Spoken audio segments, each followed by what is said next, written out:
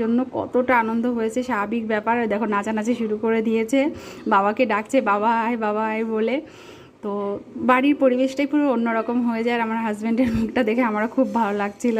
আর মেয়ে দৌড়ে ঘরে চলে গেছে, বাবাকে দেখে অনেকদিন পর লজ্জা পাচ্ছে, আসছে না। এই দেখো ঘরে চলে গেছে। না না এখন না, 2 দিন পর যাবে। কেন কেন কেন মা চকলেট বিস্কুট আছে তো বের করছে।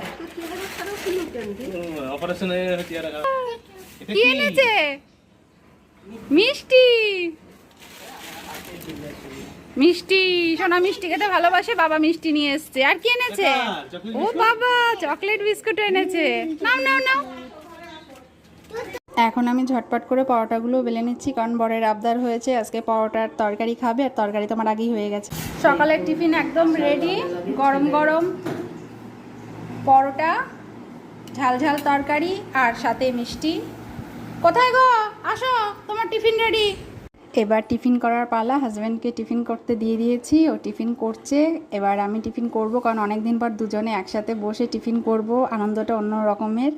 আর এখন থেকে কিন্তু আমার পেজে নিত্য নতুন ভিডিও আপলোড হবে প্রতিদিনই। তোমরা আমার পেজে ভিডিও